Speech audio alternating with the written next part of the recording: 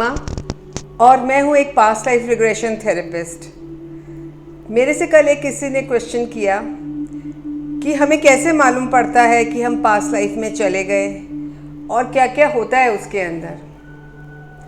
अब जैसे हर एक इंडिविजुअल डिफरेंट है, हर एक इंडिविजुअल की एक्सपीरियंस करने की क्षमता अलग अलग है। किसी को एक ये मूवी की जैसे सब चीज़ें दिखती है, किसी को सिर्फ फीलिंग्स ही आती हैं जैसे इमोशनल हो जाना, किसी को ऐसा होता है कि उसको कुछ भी फील नहीं होता है लेकिन फिर भी उसकी हीलिंग हो जाती है।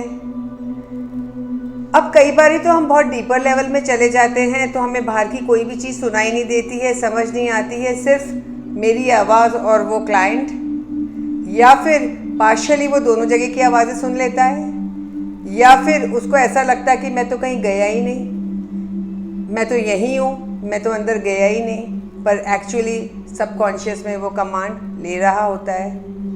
क्योंकि अगर ऐसा नहीं होता तो बॉडी में जो वेरियस पेन्स होते हैं, दर्द होते हैं, बॉडी के अंदर झंझनाहट होती है, वो वरना कैसे होती। अगर कोई भी हरकत बॉडी में हो रही है कमांड लेने से तो इसका मतलब हम पास्ट लाइफ में जा रहे हैं। कई बारी हम अपने ही कॉन्शियस माइंड से ब्लॉक क्रिएट कर देते हैं।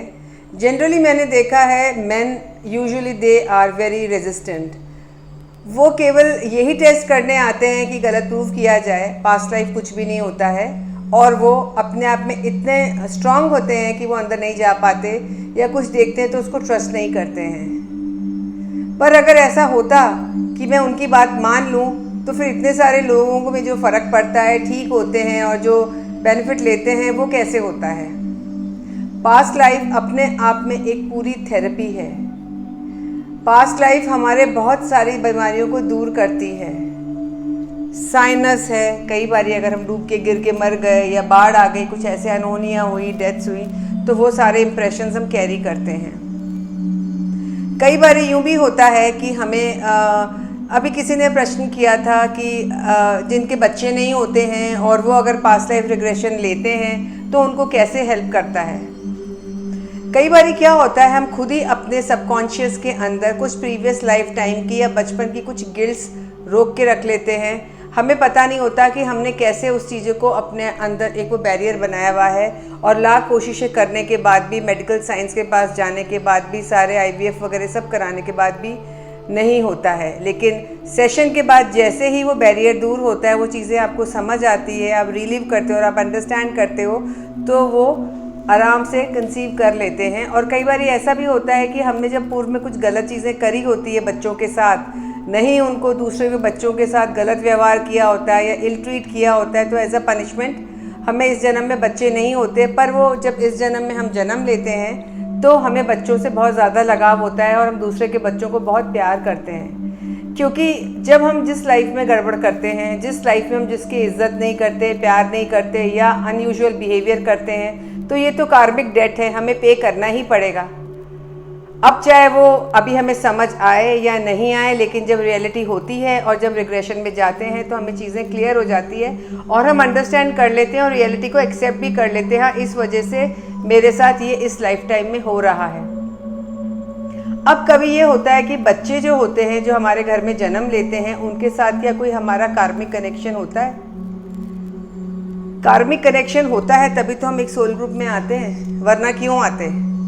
हर इंसान जो एक दूसरे से मिलता है वो कभी ना कभी किसी जन्म में एक दूसरे से मिला हुआ होता है और वो सोल फैमिली के पास जन्म होता है उनका।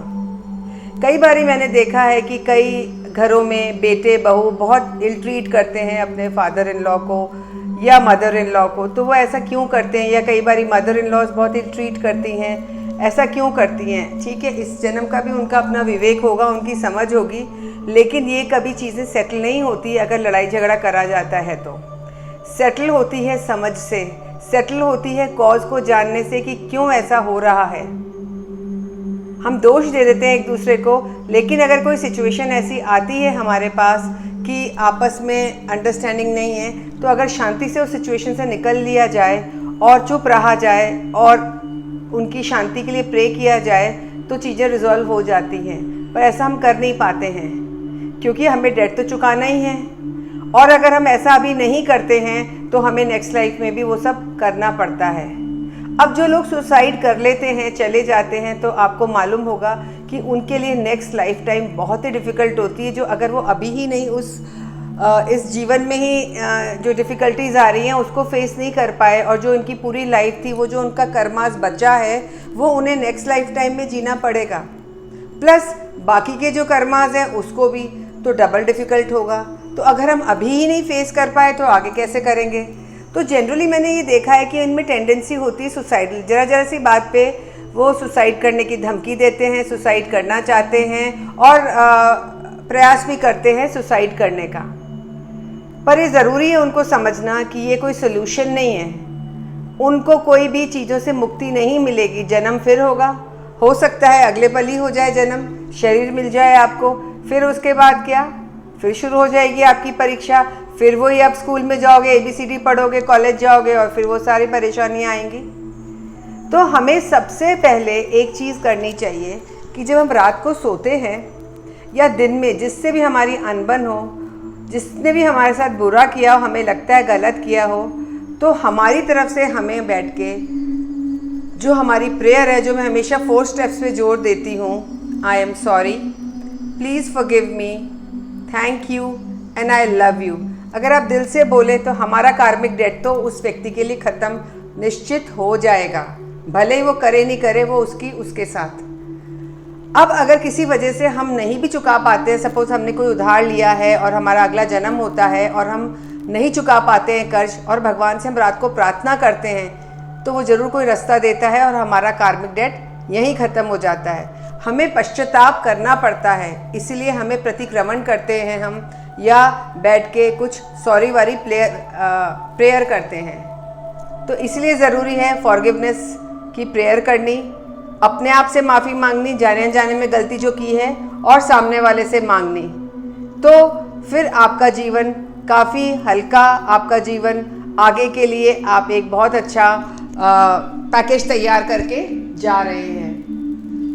आज के लिए पास्ट लाइफ रिग्रेशन में इतना ही है, बहुत कुछ है इसमें बताने को, फिर कभी चर्चा करेंगे।